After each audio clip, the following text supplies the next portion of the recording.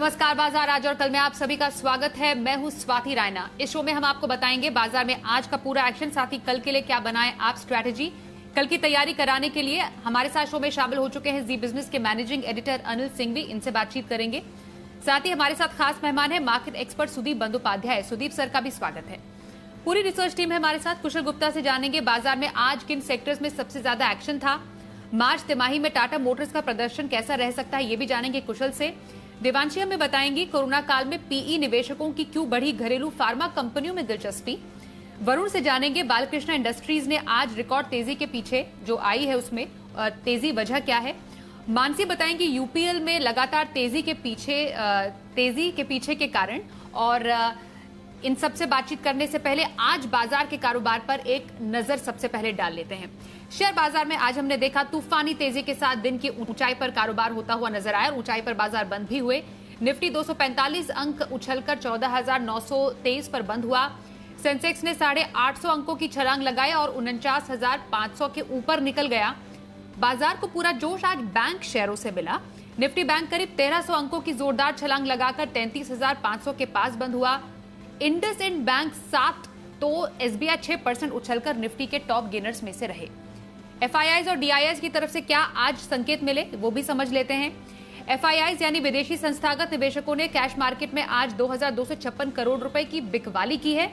DIIs यानी घरेलू संस्थागत निवेशकों ने आज 1,948 करोड़ रुपए की खरीदारी की है। और आइए एडिटर्स टेक में अनिल जी से समझते हैं कि बाजार में जो आज तूफानी तेजी आई उसके पीछे की वजह क्या रही। भारतीय बाजारों ने हफ्ते की बेहद दमदार शुरुआत की और इस दमदार शुरुआत के पीछे दो बड़े कारण थे। पहला, अंतर्राष्ट्रीय बाजारों का। अमेरिका में 300 पॉइंट से ज्यादा की तेजी डाउ में भी दिखी और नैस्डैक में भी। ये था शुक्रवार को और उसके दम पर भारतीय बाजारों ने पहले से मन बना लिया कि तेजी करेंगे। हालांकि डाउ फ्यूचर्स 50 से 100 पॉइंट नीचे ट्रेड करते हुए दिख रहे थे, लेकिन उससे कोई खास फर्क पड़ा नहीं। तो पहला कारण ग्लोबल मार्केट्स की मजबूती का, अमेरिका की मजबूती का आता दिखा। दूसरा कारण, लंबे समय बाद, महीने भर बाद पहली बार देश भर में कोरोना के नए मामले 3 लाख से नीचे आते हुए दिखे और उससे थोड़ा कंफर्ट, कॉन्फिडेंस और आता दिखा। लेकिन सामने एफआईआईज की लगातार हो रही बिकवाली, ये भी तो एक बड़ी दिक्कत की बात है। लेकिन एफआईआईज की जो बिकवाली है वो इस लेवल तक आ गई कि एफआईआईज के इंडेक्स लॉन्ग एकदम लोएस्ट लेवल पर है। काफी हद तक वो स्टॉक फ्यूचर्स बेचकर हल्के हो चुके हैं और उनके बेचने के बावजूद बाजार गिरा नहीं। ये बड़ा इंटरेस्टिंग है और बस यही एक बड़ी वजह थी कि जब बदले हुए मूड माहौल, एक तरफ कोरोना के आंकड़े कम हो रहे हैं, दूसरी तरफ ग्लोबल मार्केट्स मजबूत है और आप हो चुके हैं खाली, तो एफआईआईज ने की है वहां से शॉर्ट कवरिंग और खरीदारी की शुरुआत। और जो शुरुआत हुई पूछे मत, आज जहां से खुले वहां से धीमे धीमे बढ़ते गए और दिन के हाईएस्ट लेवल के आसपास बंद होते दिखे।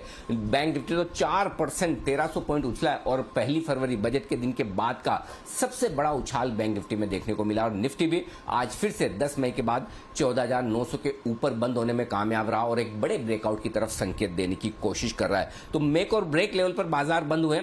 ग्लोबल मार्केट से थोड़ा सपोर्ट आ जाए या एफआईआईसी खरीदारी लौटने लगे तो फिर शायद हम 15,050 को पार करके टिकेंगे और फिर नए लाइफ टाइम हाई की तरफ आगे बढ़ने की कोशिश बाजार कर सकते हैं। ये संकेत आपके लिए एकदम साफ आते दिख रहे हैं। तो बेहद मजबूती का माहौल बाजार में इस वक्त नजर आ रहा है। मिड कैप और स्मॉल कैप शेयरों ने भी लगातार अपनी तेजी की कमान संभाल के रखी और वहां पर भरपूर खरीदारी होती दिख रही है और आगे भी जारी रहेगी। तो बाजारों के लिए हफ्ते की बेहद दमदार शुरुआत और एक शानदार ट्रेडिंग सेशन आज के लिए। तो बाजार के आज के ट्रेडिंग सेशन को तो समझ लिया, अब कल के लिए क्या तैयारी रहे अनिल जी से जानेंगे। लेकिन उससे पहले बाजार में जो आज ये तेजी देखने को मिली उसके पीछे किन सेक्टर्स का योगदान रहा ये जानते हैं और कहां पर थी सुस्ती। हमारे साथ हमारे सहयोगी कुशल गुप्ता है, उनसे समझते हैं। कुशल सर बताएं आज बाजार में किन सेक्टर्स में सबसे ज्यादा एक्शन था। तो कारोबारी हफ्ते के पहले दिन बाजारों में आज शानदार रिबाउंड देखने को मिला पिछले हफ्ते की गिरावट के बाद और ऑलमोस्ट 250 अंकों की तेजी जो है निफ्टी दिखाने में सफल रहा। इनफैक्ट यहाँ पर जो सबसे ज़्यादा आज के सत्र में कोई अगर सेक्टर फोकस में था तो वो था बैंकिंग सेक्टर, जहाँ पर दमदार तेजी हमें इंटायर बैंक निफ्टी में देखने को मिली और उसी वजह से निफ्टी में बढ़ने वाले शेयरों में चारों के चारों टॉप गेनर्स जो निकल कर आए वो बैंकिंग स्पेस से थे। साथ ही निफ्टी में गिरने वाले शेयरों में फार्मा स्पेस जो था वहाँ पर गिरावट रही। साथ ही नतीजों के पहले भारती एयरटेल जो है हमें यहाँ पर बिकवाली नजर आई जब तक बाजार बंद होता हुआ नजर आया। साथ ही L&T और SBI लाइफ में भी आज दबाव बनता हुआ दिखा।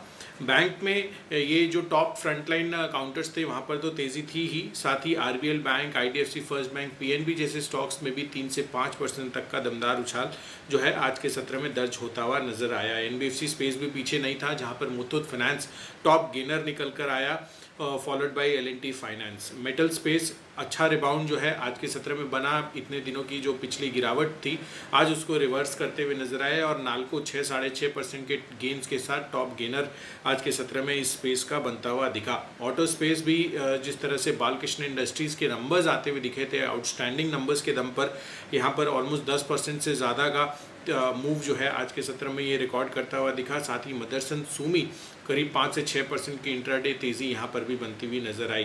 फार्मा स्पेस यहाँ पर गिरावट का रुझान साफ तौर पर देखने को मिला, जिसमें सिप्ला, कैडिला हेल्थकेयर जैसे स्टॉक्स जो है आज प्रेशर में बनते हुए नजर आए। बाजार की तेज़ी में ये बिल्कुल भी पार्टिसिपेट नहीं किया। इनफैक्ट यहाँ पर मुनाफा वसूली का रुझान हमें साफ तौर पर देखने को मिला। और अंत में जी के हिट कॉल्स की बात करें तो SBI 6% के गेंस आज के सत्र में बनाता हुआ जो दिखा वो वागली जी का कॉल था। इसके अलावा एरिस्ट लाइफ साइंस यहाँ पर भी दमदार तेज़ी पालवे जी की तरफ से आती हुई नजर आई। और हैदराबाद इंडस्ट्रीज लिमिटेड सेठी साहब का आज के सत्र में आपको ये कॉल दिया गया था। तो ओवरऑल बाजार का जो मोमेंटम है वो काफ़ी बेहतरीन जो है आज के सत्र में बनता हुआ नजर आया। अब देखना होगा कि क्या ये आज का तेज़ी का मोमेंटम कल के सत्र में बरकरार रहता है या नहीं। वाकई हमारे आज के एक्सपर्ट सुदीप बंदोपाध्याय से ही पूछ लेते हैं। सुदीप सर, बाजार में तो मोमेंटम बेहतरीन देखा गया, शानदार तेजी, इसके पीछे की वजह क्या हो सकती है? काफी हद तक तो हमें ये मालूम चल भी गया, आपकी एंगल से क्या वजह है, और दूसरा ये कि आगे क्या है मोमेंटम बरकरार रखने की उम्मीद है? जी बिल्कुल है। देखिए, 2-3 खास वजह है जो मैं हमेशा आपके चैनल में बताते आया हूँ। ग्लोबल मार्केट्स में और डोमेस्टिक मार्केट में बहुत अच्छा तगड़ा लिक्विडिटी मौजूद है, और जैसे जैसे ग्लोबल मार्केट से सपोर्ट मिल रहा है और इंडिया का जो कोरोना रिलेटेड अगर पॉजिटिव न्यूज आना चालू हो जाएगा तो बाजार में अच्छा खासा खरीदारी देखने को मिलेगा। जैसे अनिल जी जिक्र कर रहे थे, FIIs की तरफ से बहुत बिकवाली हुआ है और वो अभी शॉर्ट कवरिंग या पोजीशन रेस्टोर करने में लग जाएंगे जैसे ही इंडिया में थोड़ा मूड चेंज होगा, कोरोना में पॉजिटिव न्यूज आना चालू होगा।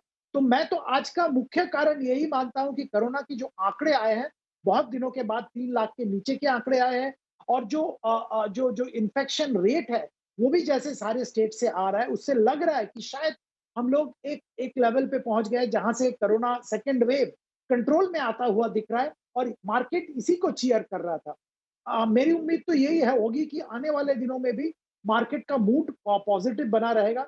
हाँ, थोड़ा बहुत प्रॉफिट बुकिंग एक लेवल के बाद देखने को मिल सकता है, but by and large mood positive बन रहा है मार्केट का।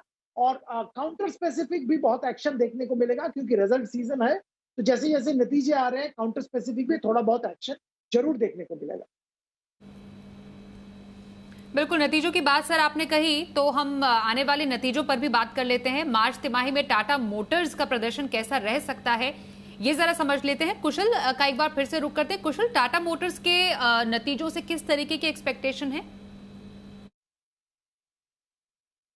तो टाटा मोटर्स की तरफ से दमदार नतीजे कल के सत्र में आते हुए नज़र आ सकते हैं, जहां पर टॉप लाइन अगर आप देखें तो जिस तरह से पैसेंजर व्हीकल्स और कमर्शियल व्हीकल्स की ग्रोथ या रिकवरी हमें देखने को मिली है भारतीय बाज़ारों में, और JLR की जो परफॉर्मेंस रही है चाइना और अमेरिकन मार्केट्स में, उस वजह से करीब 37% की बढ़त हम अनुमान करके चल रहे हैं सालाना आधार पर, और 85,600 करोड़ की कंसोलिडेटेड आय कंपनी घोषित कर सकती है। इसका इम्पैक्ट जो है आपको पॉजिटिवली कामकाजी मुनाफे पर भी आता हुआ नजर आएगा, जहां पर इनकी जो मार्जिन्स हैं वो 3.8% से बढ़कर करीब 12.5% के मार्जिन से एक लॉक इन कर सकती है। हालांकि कंपनी ने जो है एक्स्ट्राऑर्डिनरी एक्सपेंस डिक्लेयर किया था इस तिमाही के लिए 15,450 करोड़ रुपए का लगभग, और उस वजह से कंपनी का अगर आप घाटा देखेंगे तो इस बारी 11,500 करोड़ रुपए पर आ सकता है। पिछले साल यही जो घाटा था ऑलमोस्ट 9900 करोड़ रुपए का था, तो घाटा थोड़ा सा बढ़ता हुआ नजर आएगा रिपोर्टेड बेसिस पर। हालांकि अगर आप एडजस्टेड बेसिस पर देखेंगे तो यहाँ पर अगर वो एक्सेप्शनल लॉस हटा दें तो करीब 4000 करोड़ रुपए का मुनाफा इस बारी कंपनी दर्ज कर सकती है। अब देखना होगा कि कंपनी जो है JLR पर किस तरह की कमेंट्री आगे के लिए करती है, क्योंकि चाइना का जो मार्केट है वो अच्छा रिस्पांस कर रहा है, साथ ही यूरोपियन और अमेरिकन मार्केट्स में भी पिकअप अभी देखने को मिल रहा है। पर आगे ये कितने सस्टेनेबल रहेंगे ये मैनेजमेंट से उनकी कमेंट्री में साफ होता हुआ नजर आएगा। But overall numbers Tata Motors के बेहतर साइड पर ही हम उम्मीद कर चल रहे हैं। सुदीप सर, टाटा मोटर्स पर आपकी राय? कि देखिए, जो आंकड़े व्हीकल सेल के वो तो हर महीने आते हैं और हमने देखा है कि अच्छे आंकड़े आ रहे थे। तो नतीजा हम लोगों को लगता है कि जो अनुमान है उससे थोड़ा बेहतर ही आएगा। पर सबसे इम्पोर्टेंट इसमें ये होगा स्वाति जी कि इनका कमेंट्री उसको सुनना होगा, क्योंकि चाइना में JLR का कैसा ग्रोथ एक्सपेक्ट कर रहे हैं, यूरोप US में JLR का कैसा ग्रोथ एक्सपेक्ट कर रहे हैं, क्योंकि इन मार्केट में कोरोना से कुछ हद तक बाहर आ गया और अच्छा खासा ग्रोथ एक्सपेक्टेड है। दूसरा, इंडियन कमर्शियल व्हीकल सेगमेंट में कुछ कमेंट्री अगर आता है उस पर भी ध्यान देना पड़ेगा। ओवरऑल हम लोगों को लगता है पॉजिटिव नतीजे आएंगे और market should be able to cheer the results. Okay sir, तो सर अब जैसा आपने बोला कि नतीजों के बाद की कमेंट्री जो है मैनेजमेंट की वो भी ज्यादा महत्वपूर्ण रहेगी। आगे बढ़ते हैं। कोरोना काल में PE निवेशकों की क्यों बढ़ी घरेलू फार्मा कंपनियों में दिलचस्पी, जरा पूरी खबर अच्छे से समझते हैं। देवांशी हमारे साथ है। देवांशी, जरा बताएं PE निवेशक भारतीय फार्मा पर इतने बुलिश क्यों हैं? ग्लोबल PE फंड्स का जो इंटरेस्ट है वो फिलहाल फार्मा स्पेस में धीरे धीरे और भी ज़्यादा बढ़ता हुआ दिख रहा है। अगर कोरोना के शुरुआत से लेकर अब तक आप देखें तो इस सेक्टर ने ज़बरदस्त रिटर्न्स दिए हैं और इसी के चलते हम देख रहे हैं कि आने वाले समय में भी PE कंपनीज जो हैं वो फार्मा स्पेस में अपनी रुचि काफ़ी बढ़ा रहे हैं। ग्लोबल PE कंपनीज हैं, इनका ये कहना है कि जो स्पेसिफिक सेगमेंट्स हैं फार्मा सेक्टर में वहाँ पर उनकी रुचि काफ़ी बढ़ती हुई दिख रही है और साथ ही आने वाले समय में करीब $300 से $400 की जो निवेश की रकम है वो करने की योजना इनकी तरफ से आती हुई दिख रही है। मैं आपको सबसे पहले ये बता दूं कि कौन से सेगमेंट्स हैं जो काफ़ी यहाँ पे इंटरेस्टिंग आते हुए दिख रहे हैं, जहाँ पे PE फंड्स हैं जो ये मान के चल रहे हैं कि आने वाले समय में यहाँ पे सबसे ज़्यादा निवेश करने की योजना उनकी तरफ से बनती हुई दिख रही है। API लगातार हम देख रहे हैं बहुत ही ज़बरदस्त रिटर्न दे चुके हैं, लेकिन आने वाले समय में जिस तरह से कंपनीज कामकाज करती हुई दिख रही है, बिक्री बढ़ती हुई दिख रही है, डिमांड बढ़ती हुई दिख रही है APIs की, इसके चलते हम देख रहे हैं जो घरेलू API कंपनीज है वहाँ पे PE का जो इंटरेस्ट है वो काफ़ी बढ़ता हुआ दिख रहा है। वैक्सीन मैन्युफैक्चरिंग ये दूसरा सेगमेंट है जहाँ पे काफ़ी ज़्यादा दिलचस्पी आती हुई दिख रही है PE फंड्स की, और साथ ही आप देखिए जो क्रैम्प्स कारोबार है वहाँ पे भी उनको वैल्यूएशंस अच्छे दिख रहे हैं और यहाँ पे भी जो निवेश की योजना है वो लगातार बढ़ती हुई दिख रही है। कोरोना की शुरुआत से लेकर अब तक हमने देखा है करीब $150 करोड़ तक की जो निवेश है, इन्वेस्टमेंट्स है वो हो चुका है, लेकिन आने वाले समय में PE फंड्स का ये मानना है करीब $300 से $400 करोड़ तक का जो निवेश है वो आने वाले समय में होता हुआ दिखेगा। FY21 में एक्सपोर्ट्स काफ़ी ज़बरदस्त रहे थे, बिक्री काफ़ी ज़बरदस्त रही थी और आने वाले समय में जो बिक्री है वो भी ज़्यादा बढ़ती हुई दिख सकती है। एक्सपोर्ट्स बढ़ने का अनुमान लगाया जा रहा है और साथ ही जिस तरह से प्रोडक्ट पाइपलाइंस हैं उनकी वो भी काफ़ी शानदार है। इसके साथ ही आप देखिए FY21 में घरेलू फार्मा मार्केट करीब 4100 करोड़ से ज़्यादा होने का अनुमान लगाया जा रहा है। यही नहीं, अगर आप 24 यानी कि FY24 तक की अगर हम बात करें तो एक सर्वे का ये मानना है कि जो ओवरऑल फार्मा मार्केट है, घरेलू फार्मा मार्केट, वो करीब 6500 करोड़ को भी एक्सीड कर सकती है और इसके चलते हम देख रहे हैं कि जो PE फंड्स हैं वो यहाँ पे काफ़ी ज़्यादा रुचि ले रहे हैं। किन कंपनीज़ पर आपको फोकस करना चाहिए? API कंपनीज़ की अगर बात करें तो लीडर DV's लैब, जिसके हम हर बार बात करते हैं, लॉरस लैब, ग्रैन्यूल्स इंडिया, आरती ड्रग्स, सोलारा एक्टिव, ये सारी कंपनीज़ हैं जिनके नतीजे इस बार अच्छा आते हुए दिखे हैं, लेकिन आने वाले समय में भी और ज़्यादा बेहतर परफॉर्मेंस इनकी तरफ से आता हुआ दिख सकता है। और इसके अलावा अगर क्रैम्प्स कारोबार की बात करें तो यहाँ पे भी काफ़ी ऐसी कंपनीज़ हैं जिन पर आपको फोकस करना चाहिए। साथ ही आप देखिए जुबिलेंट फार्मोवा, डिशमैन, सिंजीन, बायोकॉन, ये सारी कंपनीज़ हैं जहाँ पे PE फंड्स का जो निवेश है या जो इंटरेस्ट है आने वाले समय के लिए वो काफ़ी बढ़ता हुआ दिखेगा। तो देखना होगा कि फार्मा स्पेस में ये जो स्पेसिफिक सेगमेंट्स हैं वहाँ पे कितने ज़्यादा इन्वेस्टमेंट्स आने वाले समय में देखने मिल सकते हैं। शुक्रिया देवांशी, जानकारी के लिए आपका। इनफैक्ट बालकृष्ण इंडस्ट्रीज का अगर रुख करें तो आज हमने देखा रिकॉर्ड तेजी देखी गई है। वजह क्या है, वरुण से समझते हैं। वरुण, जरा बताएं रिकॉर्ड ऊंचाई पर बालकृष्ण इंडस्ट्रीज क्यों? देखिए, बालकृष्ण इंडस्ट्रीज में आज जो तेजी देखने मिली उसका सबसे बड़ा कारण था इस कंपनी के नतीजे, जो कि अनुमान से काफ़ी बेहतर थे। लेकिन उसके साथ साथ मैनेजमेंट ने कॉन कॉल में जो बातें कही हैं वो बाजार को काफ़ी पसंद आई। देखिए, मैनेजमेंट का कहना है कि जो कृषि सेगमेंट है उसमें अक्रॉस ज्योग्राफीज काफ़ी बेहतरीन डिमांड देखने मिल रही है। साथ ही साथ कंपनी ने इस क्वार्टर में रिकॉर्ड वॉल्यूम्स क्लॉक किए हैं। जनवरी से अप्रैल में कंपनी ने करीब 3 से 4% अपने प्रोडक्ट के दाम जो है उनको बढ़ाया है। तो ये भी एक बहुत बड़ा फैक्टर था जिसके कारण आपको इसमें तेजी देखने मिली स्टॉक में। कंपनी का कहना है कि जो इकोनॉमिक एक्टिविटीज है उसके सुधरने से कहीं ना कहीं मांग जो है वो सुधर रही है। FY22 में 10 से 17% के आसपास की टनेज ग्रोथ का अनुमान कंपनी लगा रही है और कंपनी का कहना है कि लंबी अवधि में जो मार्जिन है वो 28 से 30% के आसपास जो है वो सस्टेनेबल है। ये एक बहुत बड़ी बात साथ साथ कंपनी ने कहा। वहीं कंपनी का कहना है कि कंपनी काफ़ी हद तक केपेक्स करने वाली है, करीब 800 से 850 करोड़ के आसपास का, जिसके कारण वैसे भी आगे चल के जो वॉल्यूम्स है वो बढ़ेंगे और FY22 में जो वॉल्यूम्स है वो करीब 2,50,000 से 2,65,000 मिलियन टन के आसपास रह सकते हैं। और जो कंपनी क्षमता विस्तार कर रही है उसके चलते अतिरिक्त 5,000 मिलियन टन के आसपास के वॉल्यूम जो है वो कंपनी जनरेट करने वाली है। यानी कि आगे वैसे ही मांग अच्छी रहेगी। कंपनी केपेक्स भी कर रही है जिसके कारण काफ़ी हद तक वॉल्यूम ग्रोथ रहेगी, मार्जिन सस्टेनेबल है और कंपनी ने कहा है कि कंपनी ने प्राइस हाइक भी लिया है। यानी कि ये क्वार्टर तो कंपनी के लिए अच्छा था। मैनेजमेंट का जो कॉन कॉल है उससे ये समझ में आ रहा है कि आने वाले दिन भी ये कंपनी के लिए काफ़ी बेहतर रहने वाले हैं और इसी के लिए आपने देखा बेहतरीन नतीजों के साथ साथ मैनेजमेंट की जो कॉमेंट्री थी उसके बाद स्टॉक ने रिकॉर्ड हाइज लगाए। बहुत शुक्रिया वरुण, बालकृष्ण इंडस्ट्रीज पे पूरी जानकारी देने के लिए। आगे बढ़ते हैं और अब देखते हैं शो में शर्मा जी का ऑप्शन।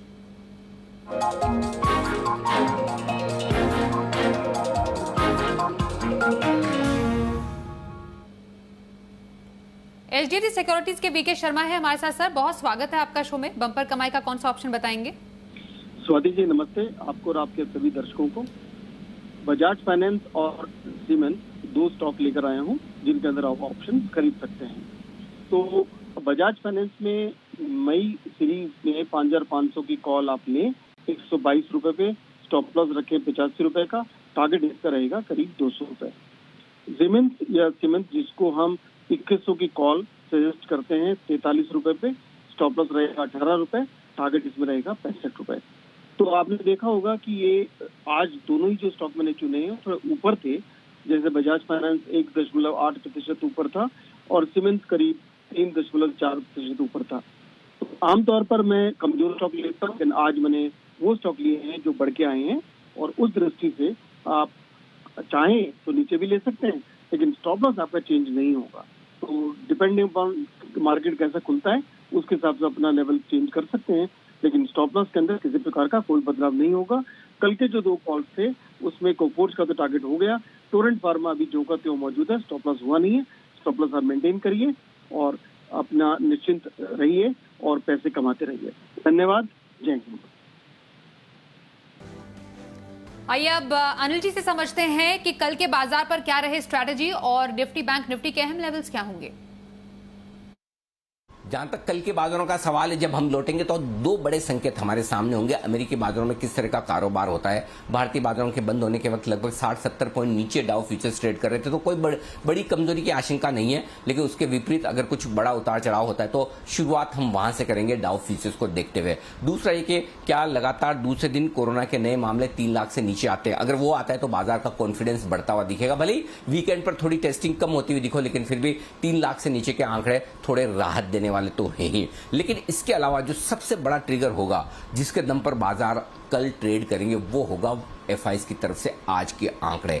क्या एफआईज की तरफ से दमदार खरीदारी और शॉर्ट कवरिंग के संकेत आते हैं या फिर ये खरीदारी पूरी की पूरी ट्रेडर्स की तरफ से ही की गई और बड़े फंड्स अभी भी बेरिश हैं या बेच रहे हैं। ये देखना बेहद इंटरेस्टिंग होगा और वो बाजार की चाल तय करेगा कि क्या हम 15,000 के पार निकलकर टिक सकते हैं। सपोर्ट ऊपर की तरफ शिफ्ट होता दिख रहा है कल के लिए 14,800 14,850 ये 50 पॉइंट की रेंज मजबूत सपोर्ट के तौर पर काम करेगी और ऊपर 15,000 15,050 हल्की रुकावट का लेवल है। 14,800 के नीचे कमजोरी के संकेत आते दिखेंगे, 15,050 के ऊपर और ज्यादा बेहतरीन मजबूती के संकेत। इस पर आपको करना है फोकस। बैंक निफ्टी का जहां तक सवाल है 33,000 33,150 सपोर्ट के तौर पर काम करेगा और ऊपर की तरफ 33,000 850-34,000 ये वो रेंज है जहां हल्की रुकावट ऊपर की तरफ आपको बैंक निफ्टी में देखने को मिल सकती है। तो ओवरऑल आज तो एक बेहतरीन मजबूती वाला सेशन रहा है। अगर कोरोना के आंकड़े और ग्लोबल मार्केट से हल्का फुल्का सपोर्ट भी आ जाए तो बाजार एक बड़े ब्रेकआउट के लिए तैयार होते दिख रहे हैं। ट्रेडिंग रेंज के एकदम ऊपरी सिरे पर जाकर बंद हुए हैं, तो मेक और ब्रेक वाला ट्रेडिंग सेशन कल होगा। अब इंडेक्स में जो कुछ भी हो, लेकिन इंडेक्स के बाहर आपके लिए अब भी भरपूर मौके हैं और ये मौके हैं आपके लिए पूरी तरह से कैश मार्केट के स्टॉक्स में। वहीं पर कल भी आपको पूरा फोकस करना है। तो कल के बाजार पर हमने स्ट्रैटेजी समझी, आइए अब देखते हैं कल का ऑप्शन।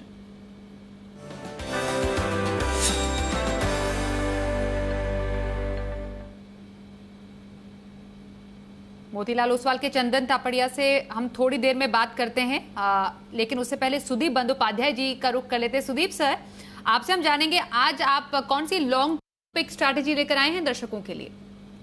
जी स्वाति जी, दो शेयर का मैं जिक्र करना चाहूंगा। पहला शेयर मेरा होगा टाटा पावर। पिछले दिनों में कुछ अच्छा खासा पिटाई हुआ था, जो इनका इन्वेस्टमेंट आईटी आने वाला था वो नहीं हुआ, पर नतीजे बहुत अच्छे आए हैं और ये सोलर ईपीसी बिजनेस बहुत अच्छा चल रहा है इनका और वहां पे बहुत अच्छा ट्रैक्शन देखने को मिल रहा है। इसके अलावा रिन्यूएबल पावर का अगले 6 से 9 महीने के अंदर करीब 900 मेगावाट इंस्टॉल कर पाएंगे और ये एक बहुत अच्छा कंपनी के लिए लॉन्ग टर्म के लिए होगा। तीसरी बात यहाँ पे है इनका डीलेवरेजिंग और रीफाइनेंसिंग का जो शुरुआत किया था इन्होंने, वो अच्छे तरह से चल रहा है और उसके चलते कंपनी का इंटरेस्ट बर्डन कम हो रहा है, जो इस क्वार्टर के नतीजे में भी देखने को मिला था। ओवरऑल हम लोगों को लगता है कि 130 रुपए का टारगेट रख के यहाँ पे खरीदारी की जा सकती है। 6 से 9 महीने के लिए ये टारगेट है। दूसरा शेयर जिसका जिक्र मैं करना चाहूंगा वो है लार्सन एंड टुब्रो। ना लार्सन एंड टुब्रो का नतीजे जो आए थे वो ऐसा कुछ एक्सपेक्टेशन से थोड़ा कम ही था, इसलिए मार्केट में बिकवाली देखने को मिला था। पर इस लेवल पे हम लोगों को लगता है बहुत अच्छा खरीदारी का माहौल बन रहा है। 1700 रुपए का टारगेट 1 साल के लिए। 2-3 मुख्य कारण, एक तो कंपनी का जो नॉन कोर बिजनेस है वहां से स्ट्रक्चर्ड वे में एग्जिट कर रहे हैं और इसके चलते कैश फ्लो और रिटर्न रेशियोज अच्छे बन रहे हैं। दूसरी बात है वेस्ट एशिया में जो हाइड्रोकार्बन कैपेक्स वापस शुरू हो गया है, क्योंकि ऑयल प्राइसेस एक ऊपर लेवल पे स्टेबल हुआ है और इसका फायदा लार्सन टुब्रो को नए कॉन्ट्रैक्ट के जरिए मिलेंगे। अब तीसरी बात है इनका ऑर्डर बुक स्ट्रांग है, एग्जीक्यूशन भी इंप्रूव हो रहा है कंटिन्यूअसली और इस बार की जो लॉकडाउन है वहां पे कंस्ट्रक्शन रोका नहीं गया है। कुछ दिक्कतें जरूर हैं पर कंस्ट्रक्शन चल रहा है। तो ओवरऑल हम लोगों को लगता है कि करंट लेवल पे जरूर खरीदारी की जा सकती है।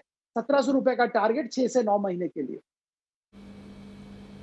तो लंबी अवधि की खरीदारी टाटा पावर और एल&टी में करने की सलाह सुदीप बंदोपाध्याय जी की। चंदन तापड़िया हमारे साथ, बताइए चंदन जी, स्वागत है आपका कल के लिए ऑप्शन स्ट्रैटेजी। जी नमस्कार। बाजार ने काफी अच्छा मोमेंटम आज देखने को मिला और 3 दिनों की गिरावट के बाद निफ्टी ने 14,750 को पार करके और लगभग 250 पॉइंट की बढ़त बनाई और बैंक निफ्टी भी अपने 1000 पॉइंट से ज्यादा की बढ़त बनाने कामयाब हुआ। तो कहने की ऐसा लग रहा है कि वापिस बुल्स का जो परचम है वो मार्केट में है और ऐसा हमारा मानना है कि मोमेंटम बाजार में बरकरार रहेगा। तो ओवरऑल एक पॉजिटिव बायस यहाँ पे बनना चाहिए और इसको हम ट्रेड करने के लिए निफ्टी का ऑप्शन हम सजेस्ट कर रहे हैं। तो सजेशन ये रहेगा कि निफ्टी का कॉल लें, जो 14,950 का वीकली कॉल है जो 20 मई को एक्सपायर होने वाला है, वो कॉल अभी 88 के आसपास है, उसको लेने की सलाह रहेगी। 50 रुपए का स्टॉप लॉस लगाइए और हमारा मानना है कि ये कॉल लगभग 150 से 160 रुपए तक होना चाहिए। वहीं स्टॉक वाइज आप बात करोगे तो बैंकिंग पॉजिटिव है, SBI, ICICI bank, Axis bank यहाँ पे पॉजिटिव मूव बरकरार रहना चाहिए। बैंक निफ्टी में भी यहाँ पे 300-400 पॉइंट की ओर बढ़त बननी चाहिए। तो एसबीआई का 390 का कॉल लेने की सलाह रहेगी जो 12 रुपए के आसपास बंद हुआ। 8 रुपए के आसपास स्टॉप लॉस लगाइए और हमारा मानना है कि एसबीआई का ये 390 का कॉल ऊपर में 20 से 22 रुपए तक जाना चाहिए। बहुत शुक्रिया चंदन जी, शो में शामिल हुए, ऑप्शन स्ट्रैटेजी बताई। सुदीप सर आपका भी बहुत शुक्रिया और हमारे तमाम सहयोगियों का भी धन्यवाद हम तक एक्सक्लूसिव खबर और रिसर्च पहुंचाने के लिए। तो आज के लिए शो में बस इतना ही। देखते रहिए जी बिजनेस।